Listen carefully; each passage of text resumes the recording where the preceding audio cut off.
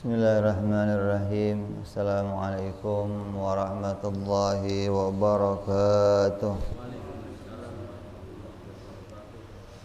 Al-Fatiha ila ruhi Sayyidina Habibina wa Syafi'ina Rasulillah Sayyidina Muhammad ibn Abdullah sallallahu alaihi wa ala alihi wa sahbihi wa azwajihi wa dhurriyyatihi أن الله يعلي درجاتهم في الجنة وينفعنا بأسرارهم وأنوارهم وعلومهم ونفحاتهم وبركاتهم في الدين والدنيا والآخرة ويجعلنا من حزبهم ويرزقنا محبتهم ويتوفنا على ملتهم ويحشرنا في زمرتهم بالعافية وسلامة لهم الفاتحة.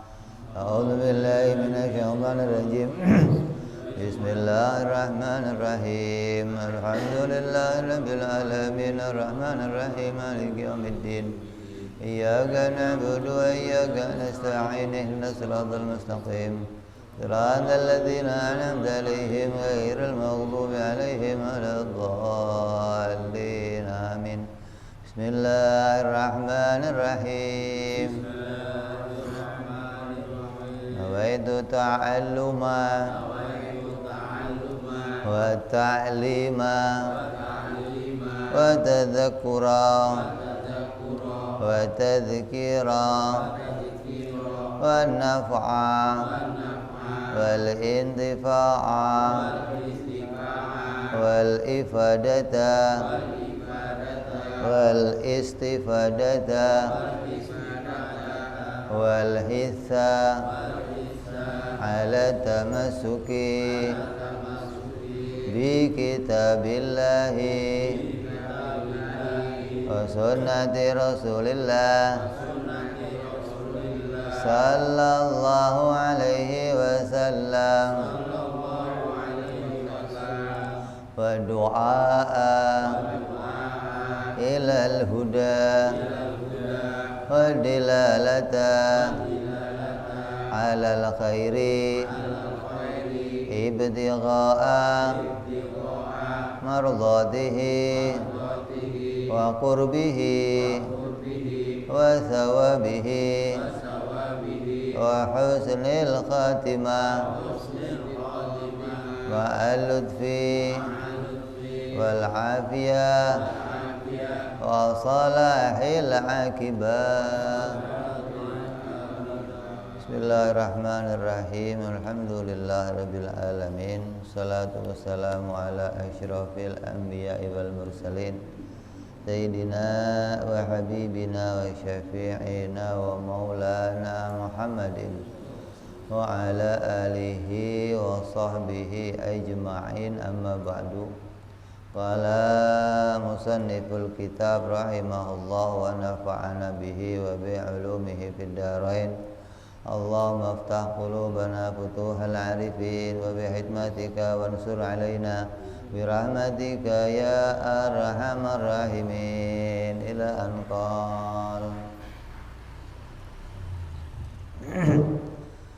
Yang lalu sudah kita buka kitab ini dengan membacakan bismillah, lalu alhamdulillah, kemudian salat wassalam ala rasulillah. Kemudian musannif membuka kitab ini langsung dengan ketahuilah.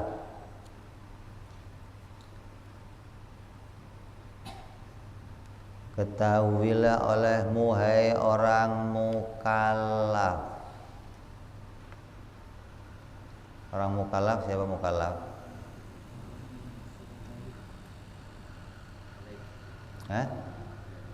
Akil. Terus balik. Terus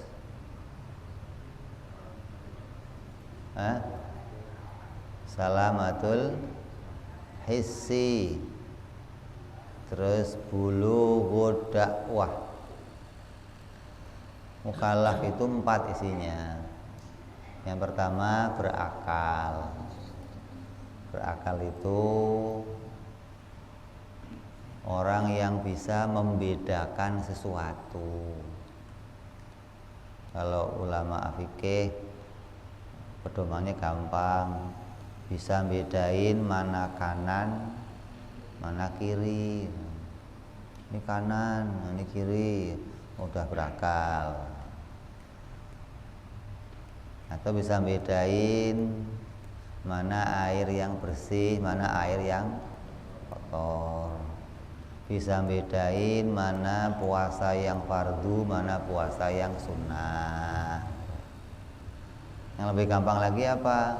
Udah bisa cebok sendiri, tahu bersuci, oh ini udah bersih, ini belum bersih, ini sudah berakal. Atau bahasa lainnya tamyiz gitu. Itu syarat yang pertama untuk disebut mukallaf.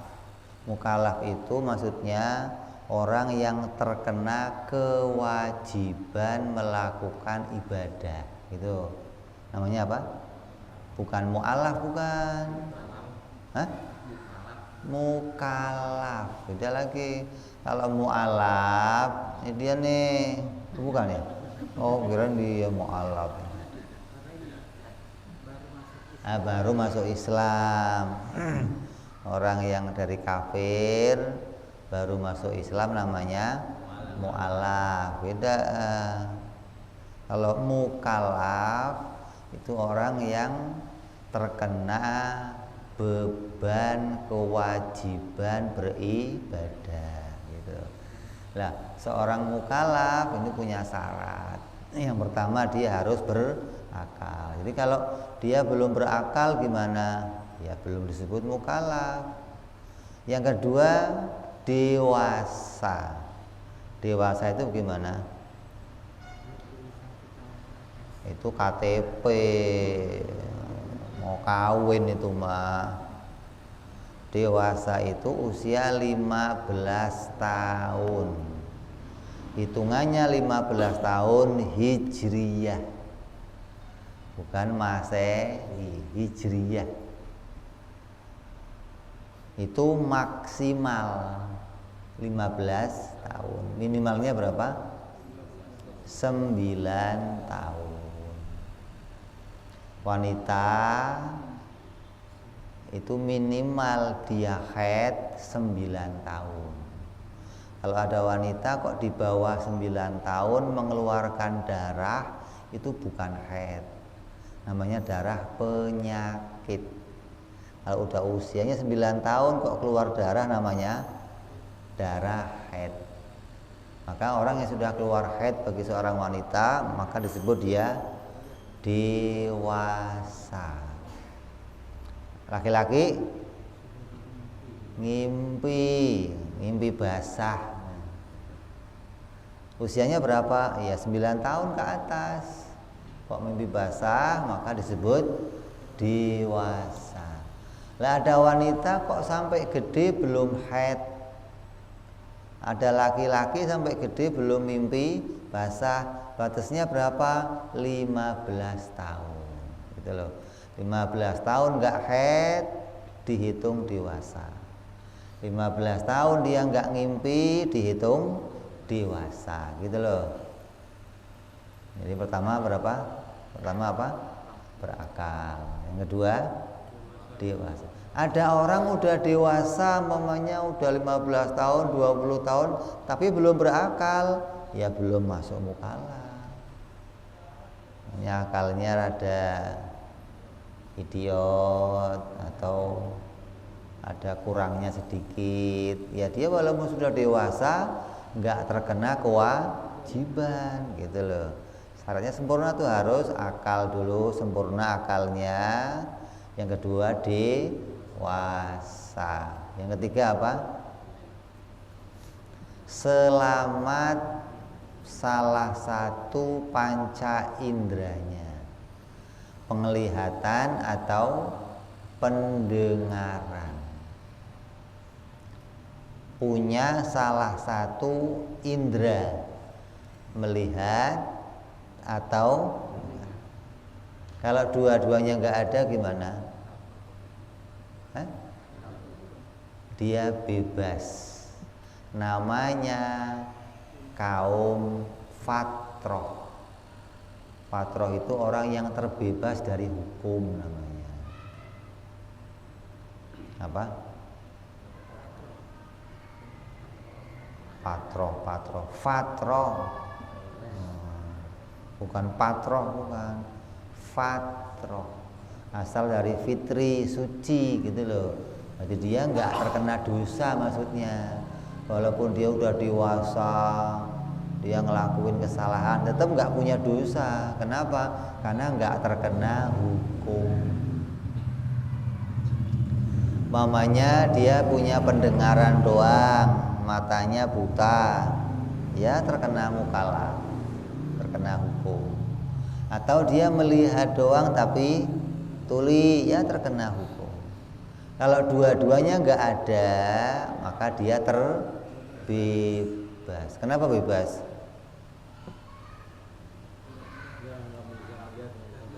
Ya kenapa?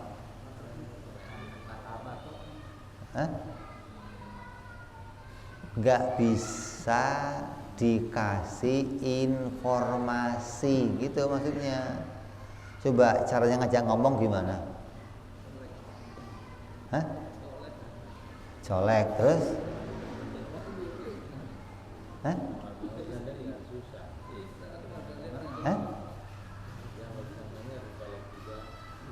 Dicolek, iya dicolek. Terus caranya kamu ngasih tahu gimana?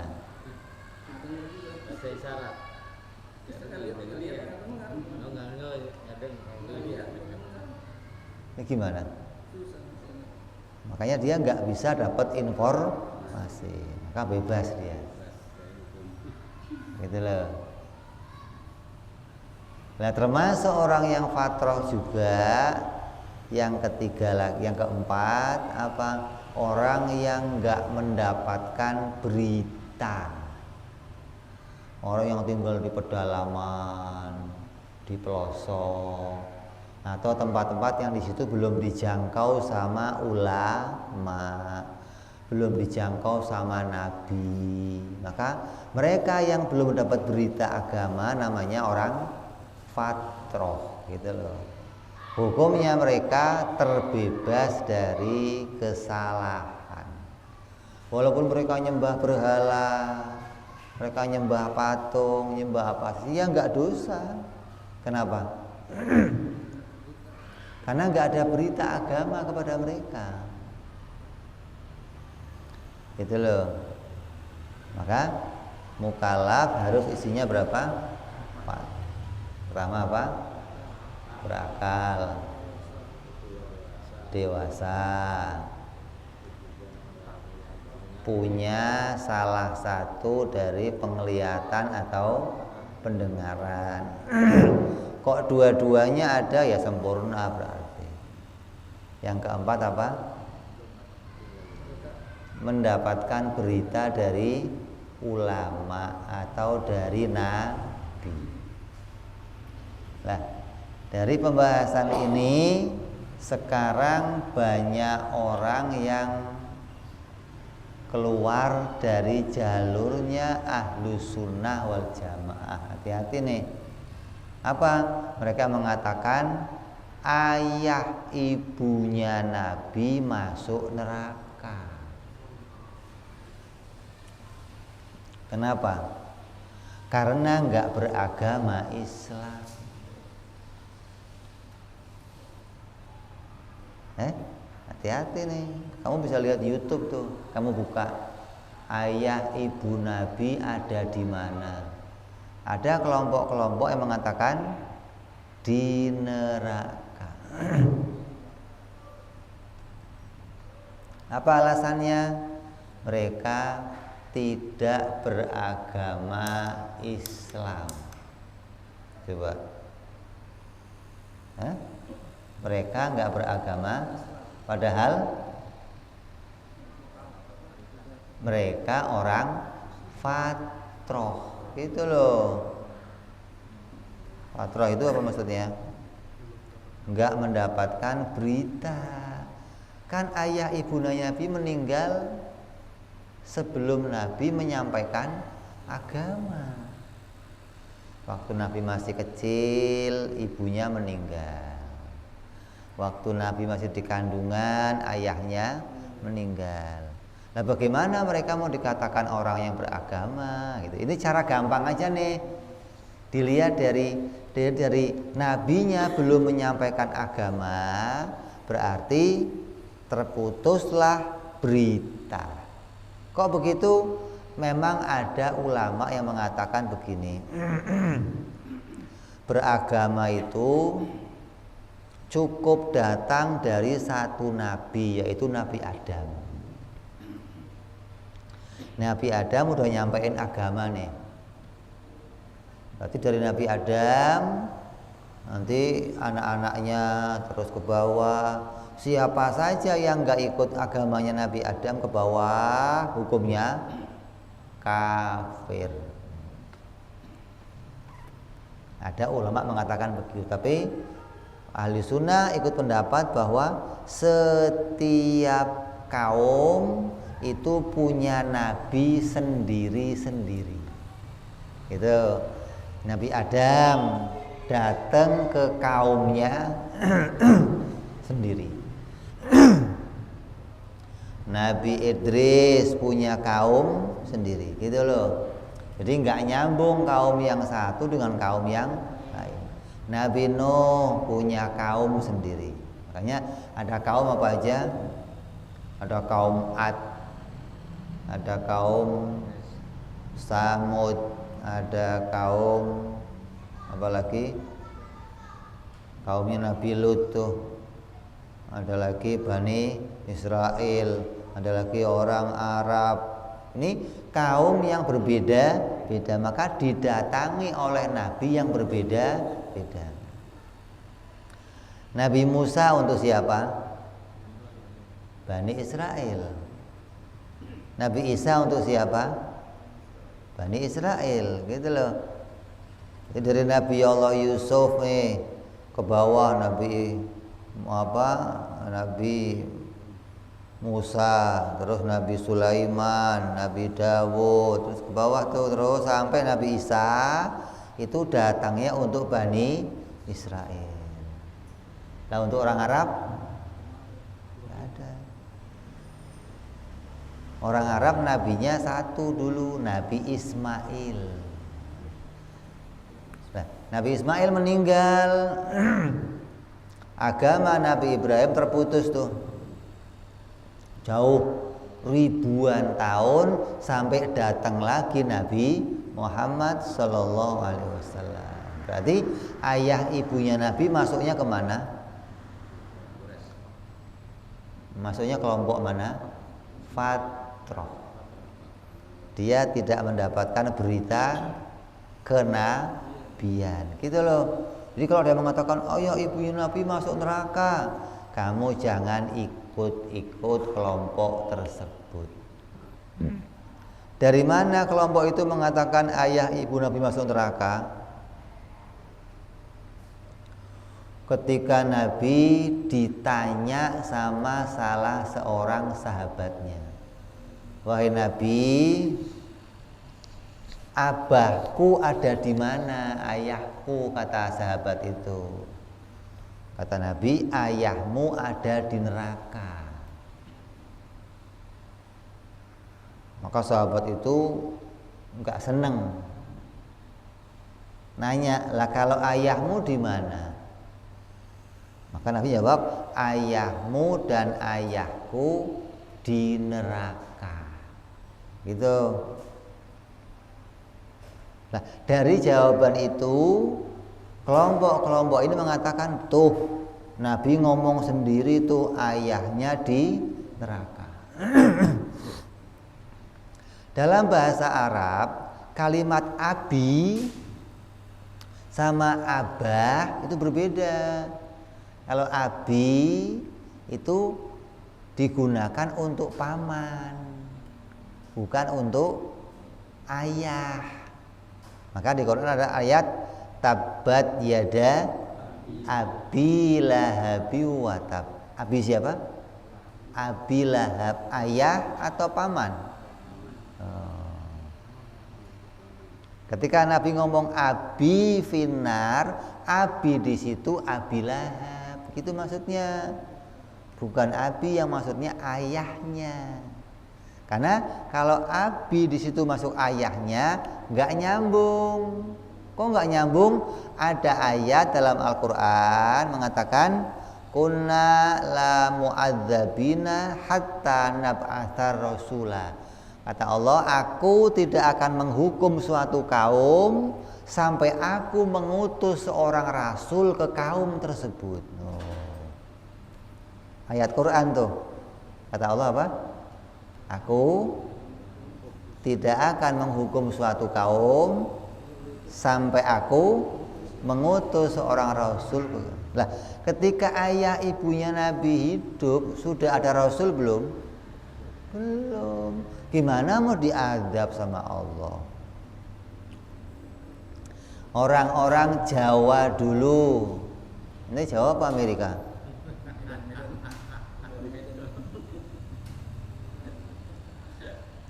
Orang Indonesia dulu, kakek-kakeknya di mana? Di neraka apa di surga? Di surga. Kenapa? Ketika mereka meninggal sebelum dapat berita, maka mereka akan berada di surga walaupun mereka penyembah berhala, gitu. Kenapa? Gambarannya begini. Kalau di jalan ini belum ada rambu-rambu lalu lintas, ada tilang nggak? Kenapa?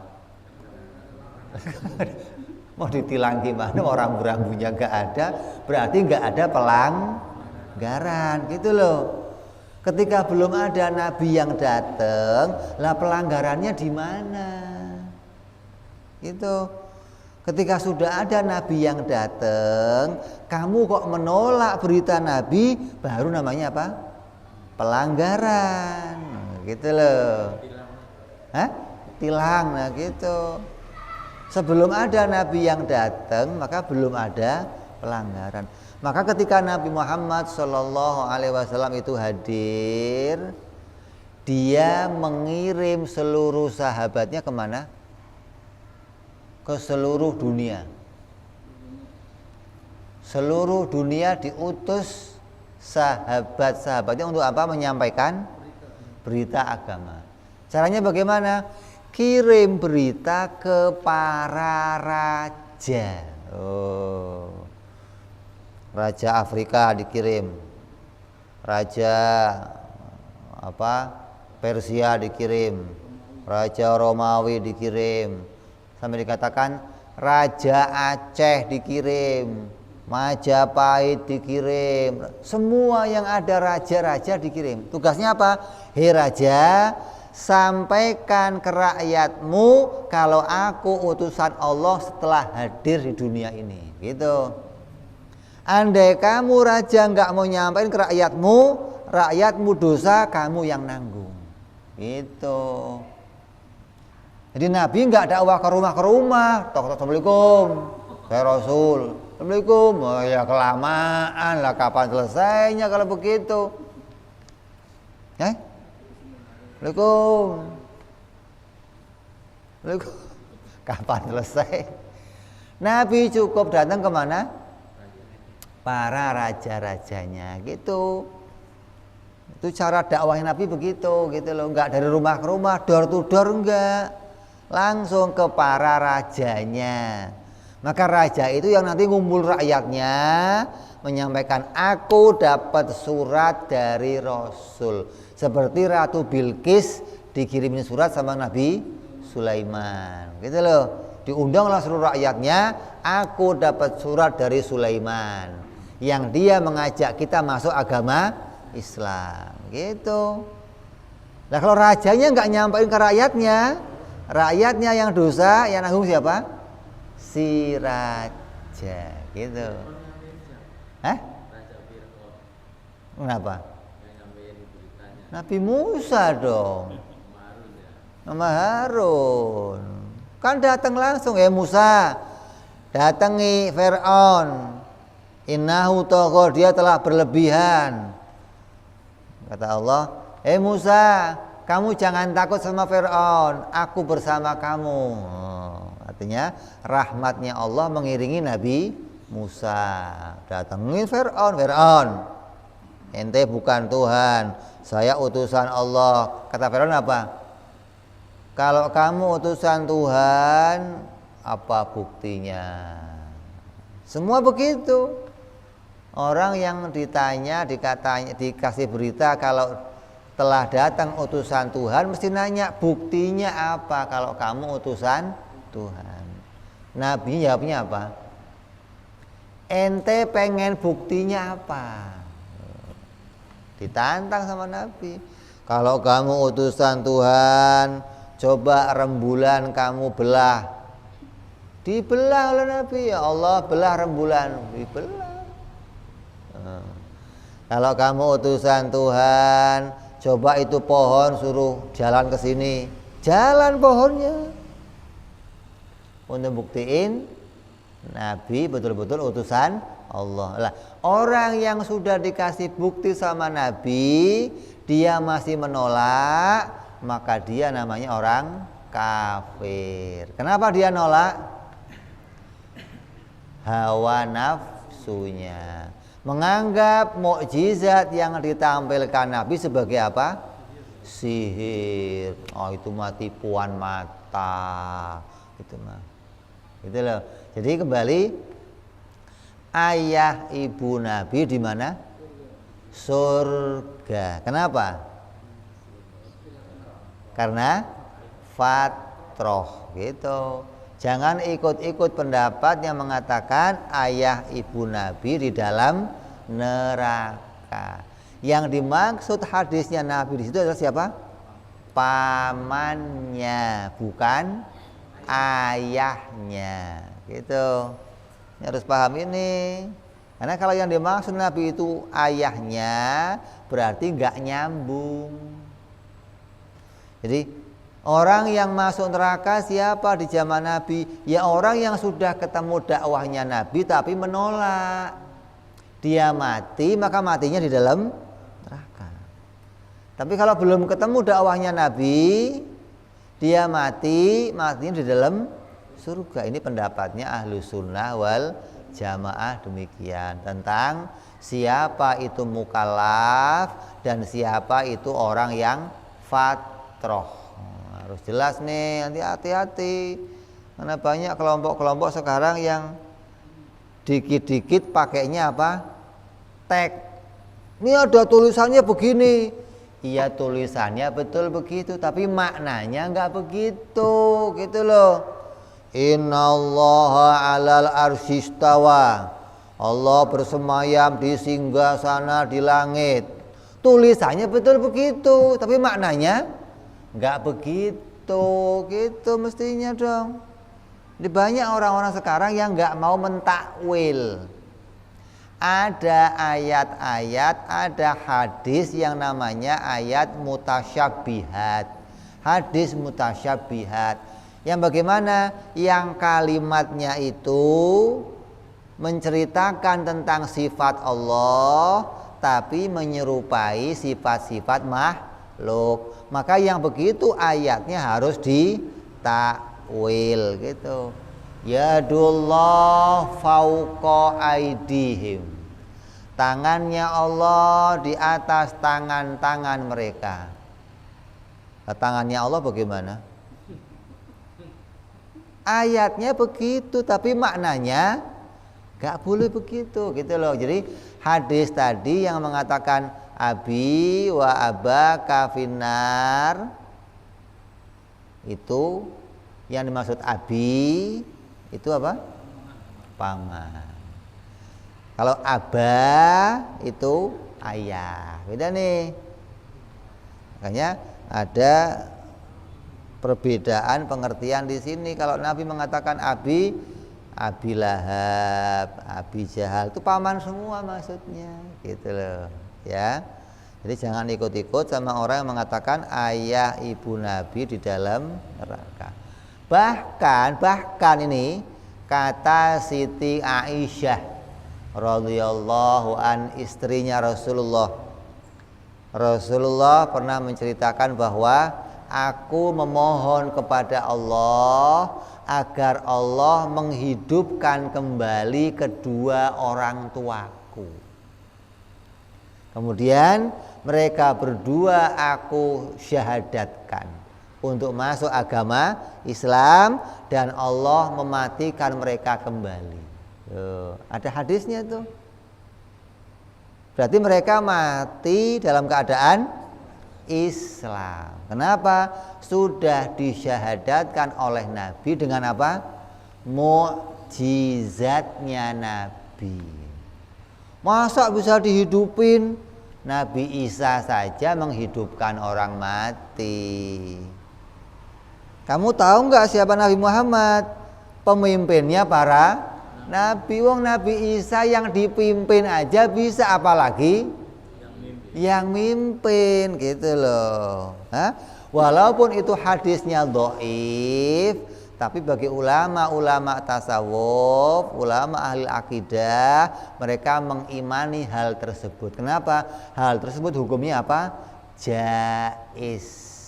Boleh saja terjadi. Allah menghidupkan ayah ibunya Nabi, kemudian disyahadatkan, kemudian dimasukkan agama Islam dan dimatikan kembali.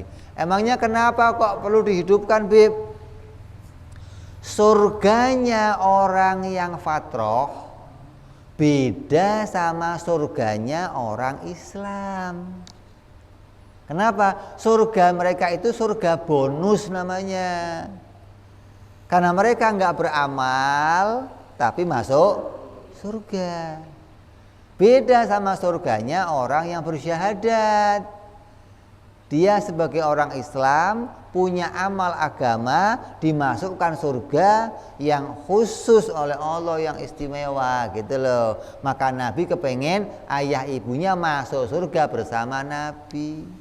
Maka dibangkitkanlah, disyahadatkan, kemudian dimatikan kembali sebagai orang Islam.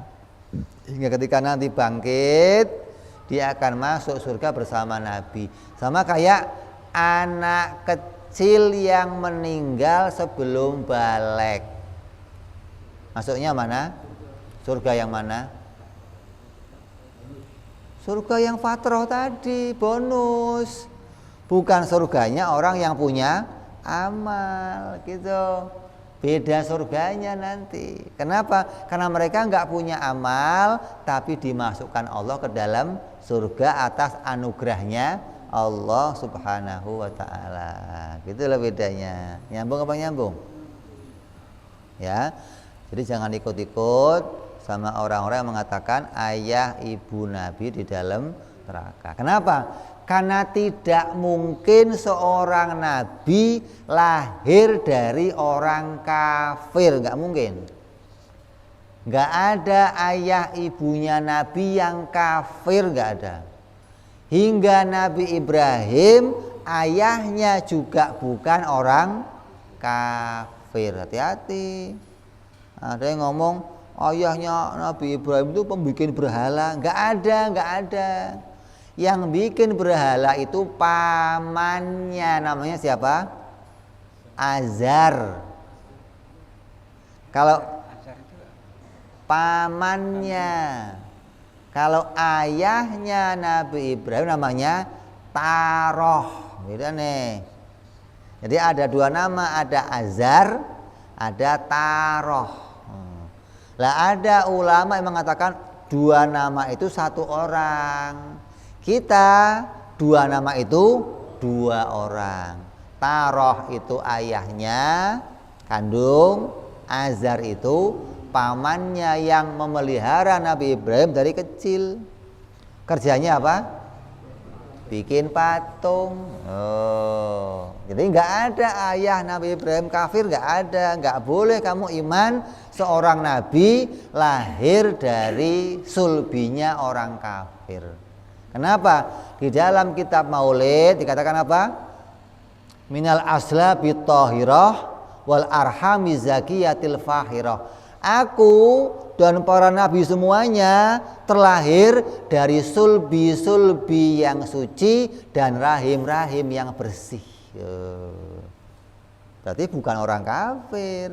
Dari sulbi pindah ke rahim, lahir. Pindah lagi ke sulbi, ke rahim, lahir. Semua sulbi-sulbi, rahim-rahim yang mengandung para nabi itu rahim yang suci. Gak ada rahim yang kotor, gak ada. Hingga kita mengimani ayah ibu nabi semuanya orang-orang yang suci, gak ada orang yang kafir. Ini imannya ahlus sunnah wal jamaah. Kamu kalau gak iman begini, iman kamu keluar dari imannya ahlus sunnah wal jamaah. Maka jaga keimanan itu sangat penting di akhir zaman ini. Jangan sampai kamu terkecoh imannya hanya gara-gara dihadirkan oleh Al-Quran atau oleh hadis. Ini Qurannya, ini hadisnya, sampai merusak iman kamu sekarang ini banyak. Maka hati-hati dengan kelompok-kelompok yang menghadirkan Quran dan hadis hanya untuk mengacaukan imannya seseorang. Makanya kita punya pelajaran akidah. Untuk apa? Walaupun kamu mau diadu sama Quran, mau diadu sama hadis, kamu harus menangkan akidah kamu. Kenapa? Nggak mungkin Quran sama akidah beda, nggak mungkin. Nggak mungkin hadis sama akidah beda, nggak mungkin. Ketika beda, berarti kamu salah memaknai Quran, salah memaknai hadis. Gitu maksudnya. Kenapa? Akidah ini kunci dasar. Ini diajarkan untuk anak-anak yang kecil-kecil sampai yang tua. Lah Quran ini untuk orang yang pinter dewasa. Hingga kalau kamu mau ngaji Quran, harus ngaji dulu kitab akidah. Ngajinya tafsir, akidah nggak pernah ngaji. Ngajinya Bukhari Muslim, akidah nggak pernah ngaji. Jadinya apa? Ya tadi kembali ke Quran dan hadis, tinggalkan madhab. Itu sekarang banyak kelompok begitu, kelompok-kelompok yang kacau dalam beragama. Kamu tahu nggak gunanya madhab? Madhab itu ibaratnya jembatan antara kita sampai ke Nabi.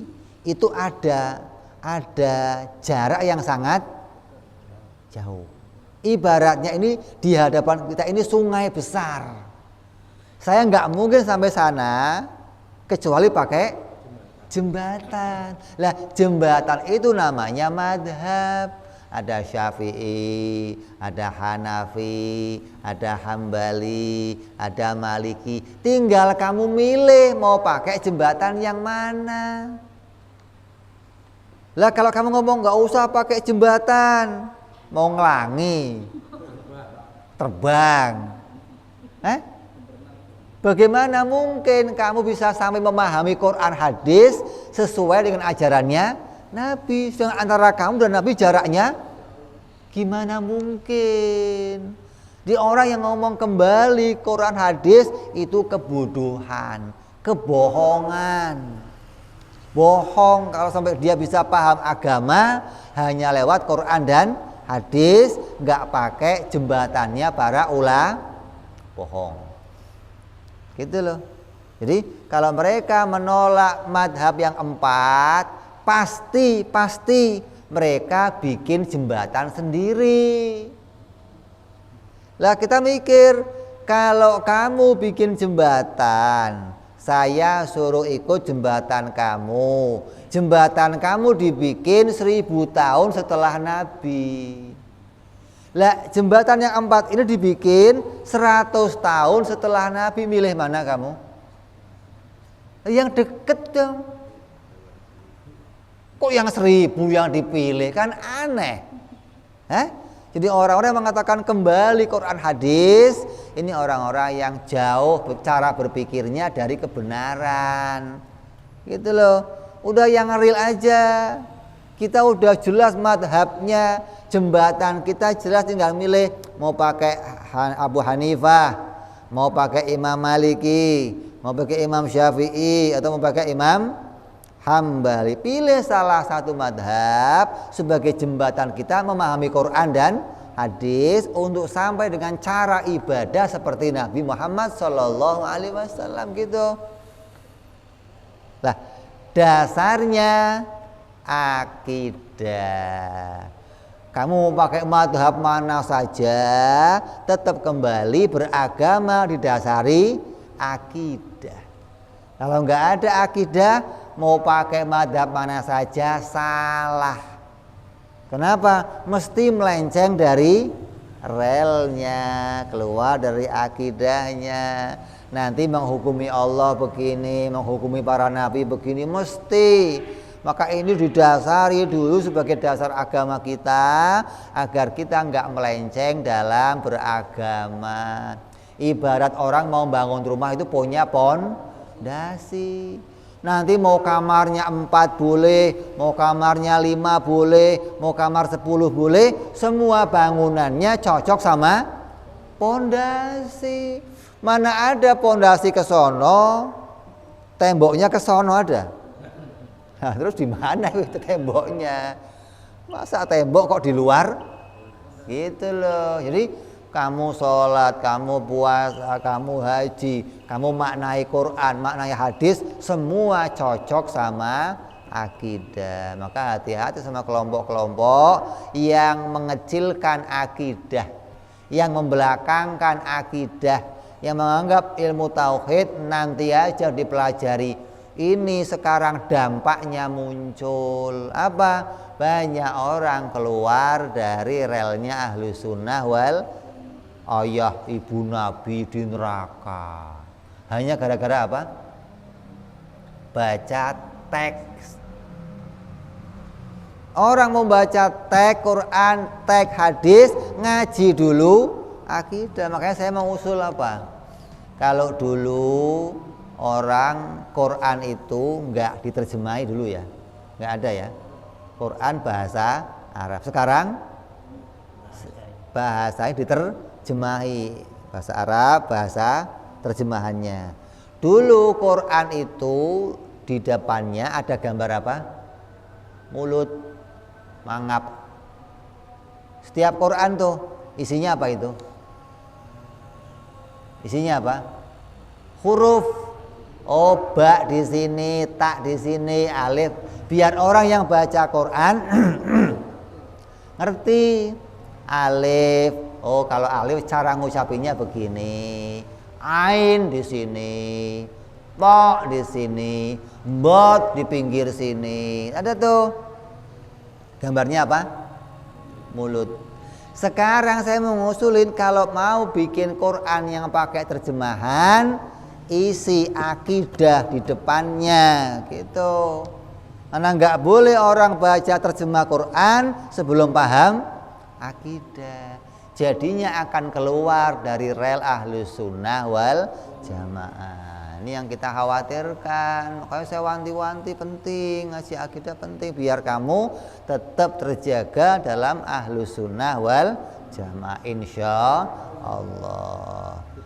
Masuk isya, kita dengarkan adzan isya sebentar.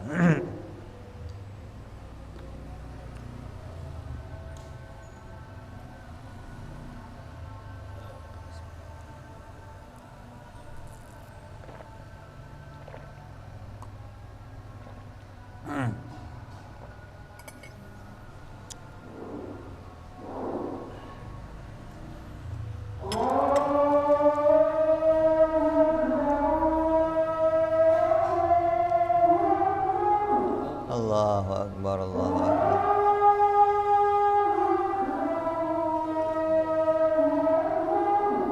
Allahu Akbar, Allahu Akbar.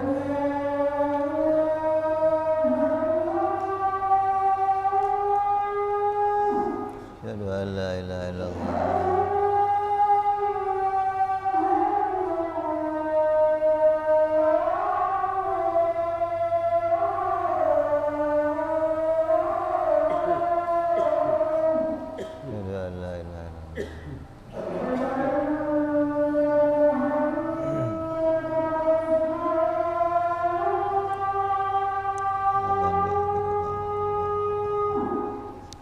أشهد أن محمد رسول الله.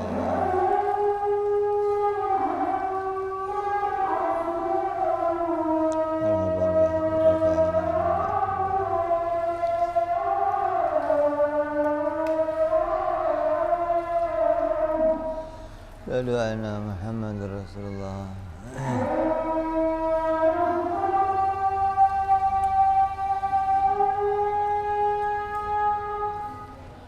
لا ولا قوة إلا بالله.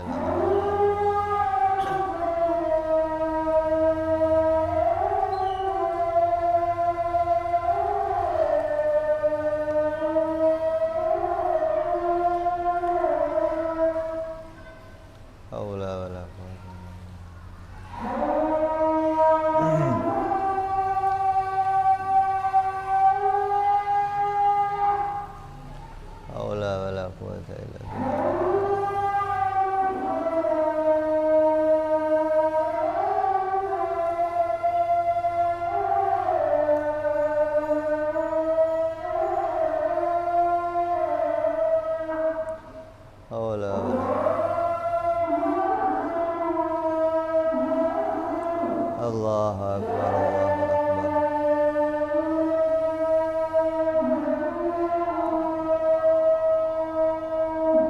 La ilaha illallah Muhammad Rasulullah sallallahu alaihi wa ala alihi wa sahbihi wasallam. Allahumma rabba hadhihi ad-da'wati tamma salatil qa'imati sayyidina Muhammad al-wasilata wal fadilah wa syarafa wa darajatil 'ilati rafi'a wa dhul maqam al-mahmud alladhi wa'ada ya arhamar rahimin. Rabbi ighfir li wa li walidi ya Rabbi ighfir li wa li walidi ya Rabbi ighfir li wa li walidi ya Allah. Rabbi ighfir li wa li walidi ya Rabbi ighfir li wa li walidi warhamhuma kama rabbayana shighara. Allahumma barik lana wa fi auladina wa hafadhum wa la tadurruhum warzuqna birrahum wa fikum li ta'atik. Allahumma barik lana wa lahum bil hal wal mal wal iyal bijahi bil muta'al. Wa sallallahu ala sayyidina Muhammadin wa ala alihi wa sahbihi wasallam walhamdulillahi rabbil alamin. Ya, jadi hari ini kita ngaji tentang siapa itu orang mukallaf. Kalau kamu nggak ngerti mukallaf, nanti kamu nggak ngerti perbedaan hukum. Siapa orang yang terbebas, siapa orang yang belum terbebas. Jadi kalau ada orang kok di Papua umpamanya tinggalnya, atau orang tinggalnya di Afrika di ujung, dia nggak pernah ketemu sama siapa saja, gimana? Ya fatrah bebas. Beda sama begini, dia tinggal di daerah primitif terpelosok nih. Ada satu orang dari daerah itu yang pernah keluar, terus mendengar berita agama, maka dia harus kembali menyampaikan ke kampungnya. Berarti sekampung itu sudah bukan lagi patroh. Kenapa? Karena sudah ada orang dari kampung itu yang keluar mendengar berita dan dia harusnya kembali ke sono menyampaikan berita. Yang nanggung dia semua dosanya. Sama kayak raja tadi. Itu loh. Makanya orang yang berada pada suatu daerah, ketika dia sama sekali nggak ada orang yang keluar dari daerah itu dan sama sekali nggak ada orang yang masuk ke situ, maka dia termasuk orang patroh.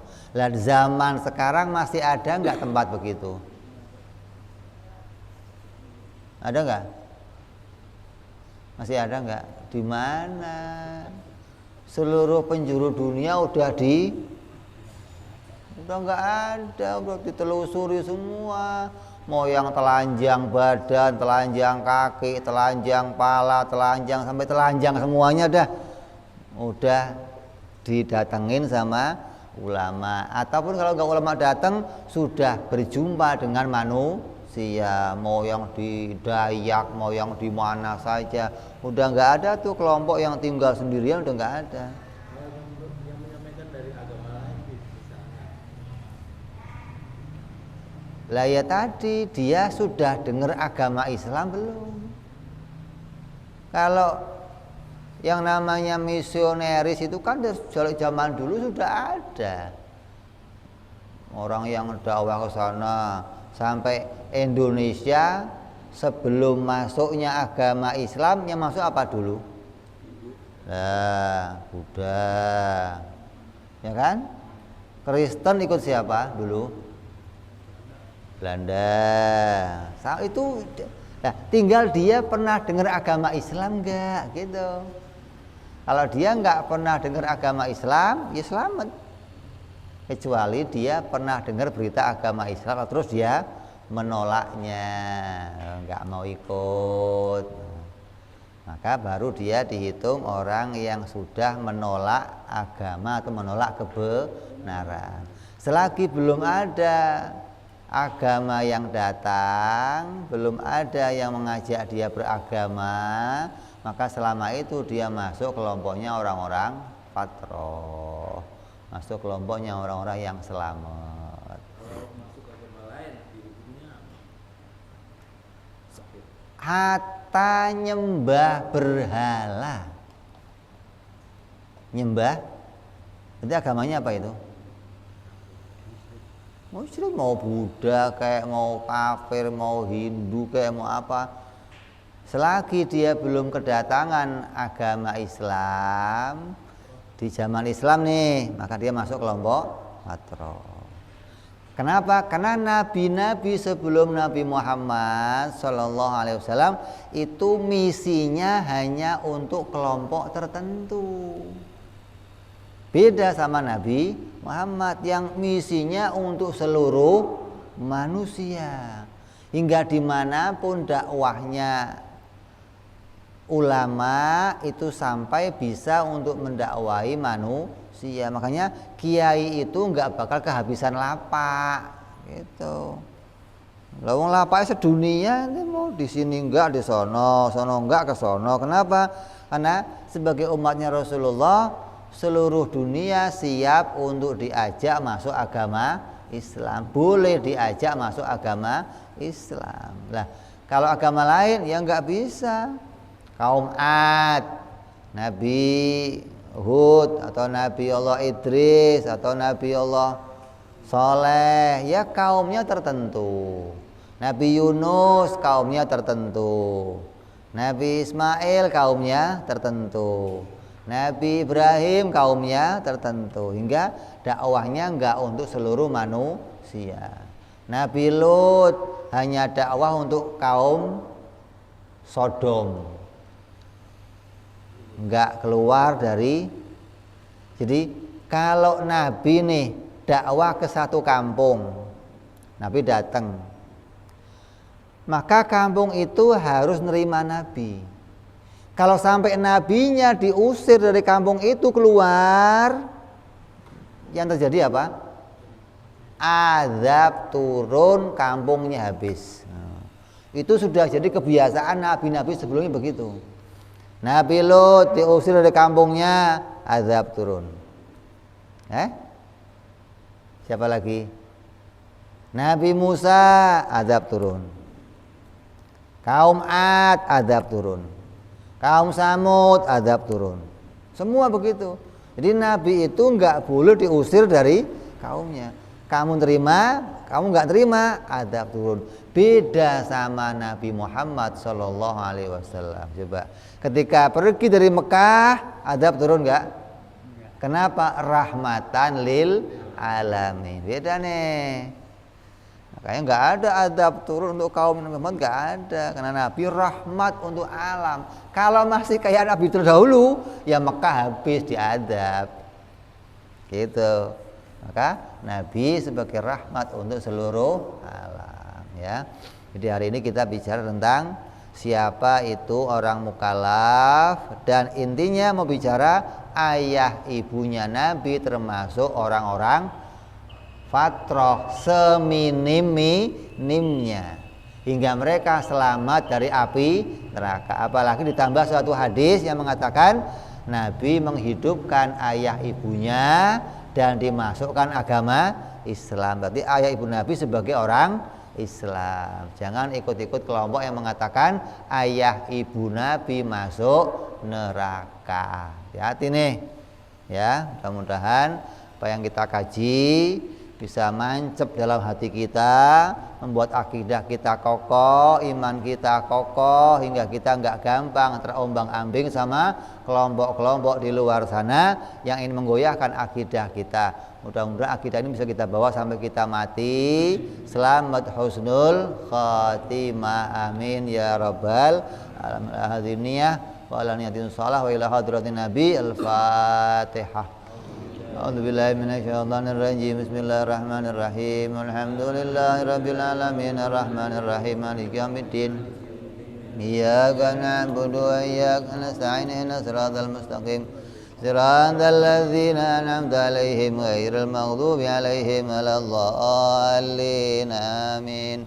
Ya Rabbana i'tarafna أننا اقترفنا وأننا أسرفنا للظى أشرفنا وتوب علينا توبة تغسل كل حوبة واستر لنا عوراتي وآمن رأتي واغفر لوالدينا ربي ومولودينا والأهل والإخوان وسائر الهلان وكل ذي محبة أو جيرة أو صحبة والمسلمين أجمع آمين ربي اسمع فضلا لا باكتساب منا بالمصطفى رسولي نضى بكل سولي صلى وسلم ربي عليه عند الحب وآله وصحبه عدد طنس صحبي والحمد لله في البدء والتناهي سبحان ربك رب العزة عما يصفون سلام على المرسلين والحمد لله رب العالمين. Assalamualaikum warahmatullahi wabarakatuh.